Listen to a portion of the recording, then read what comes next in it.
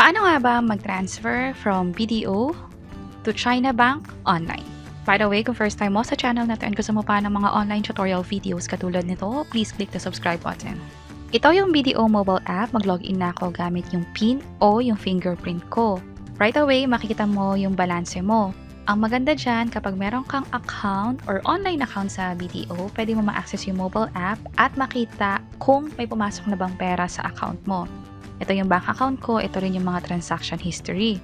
Balik tayo sa accounts, tap ko na yung send money, at para makapagpadala from BDO to other bank katulad ng Chinabank, piliin ng other banks and wallets.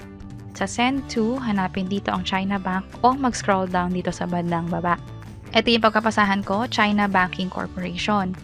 Account number at account name ang pipiliin. Kung China Bank Savings naman, halimbawa, search ko rito yung sa China.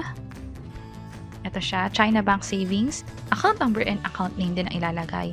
I-double check nyo na lang kung ano yung tamang bank account. Pwede nyo itanong to doon sa taong pinagkapadalahan nyo ng pera o kung kayo yung owner nun, i-double check nyo yung bank account details ninyo. Sa akin, China Banking Corporation. Ito yung China Bank account ko. Ilagay ko rito yung bank account number ko. And also, share ko lang din na wag nyo ipapost sa social media or online yung account number ninyo. Confidential yan. Dapat kayo lang nakakaalam at dun sa taong pinag-sharean nyo. Halimbawa, nanghihingi kayo o may inaasahan kayong perang padala. Lagay ko na rito yung account name o kung sino man yung owner ng bank account na to. Scroll down tayo. Para sa amount, ilagay ko rito ay 100. In kasi yung minimum. Pero pwede kang magpadala up to 50,000 pesos. Yan naman yung maximum. Sa akin, 100 lang. Send from, dito magagaling yung perang padala. Ibig sabihin sa BDO account ko. Piliin ko to. Scroll down. Optional lang yung notes. Pwedeng lagyan to ng info. Pwede rin namang hindi. Sa akin, hindi na. Tap ko yung send. I-double check lahat ng info, especially yung account number, para nga naman hindi tayo makapagpadala ng pera sa maling account o sa maling tao. May service fee para dito, 10 pesos. Kapag na-double check na lahat, pwede nang i-tap itong confirm. At i-approve to gamit yung fingerprint o yung PIN mo sa BDO mobile app. At hintayin itong status na to, change in send money status. Shortly, dapat makita nyo tong send. May reference number at invoice number. Kung sakali nagkakaroon ng error, halimbawa nagkaroon ng issue sa internet or sa BDO mobile app, ulitin nyo lang din yung proseso. Pero bago gawin yan, i-make sure na walang nabawas dun sa bank account ninyo.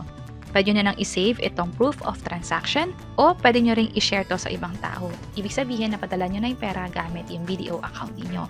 And sa experience ko, kapag nagkapadala ko ng pera gamit yung BDO papunta sa ibang bank account, hindi naman nagkakaroon ng issue, dapat real time. Nagpakita agad yung pera dun sa bank account niya.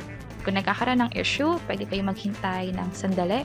Pero kung wala pa din, pwede na kayong tumawag agad sa BDO. Pero i-make sure na tama talaga yung account number na pinagpadala ninyo o tinype ninyo bago mag-report. And kung may tanong kayo na paano ka nagkaroon ng BDO mobile app access, kailangan pa bang i-register yan?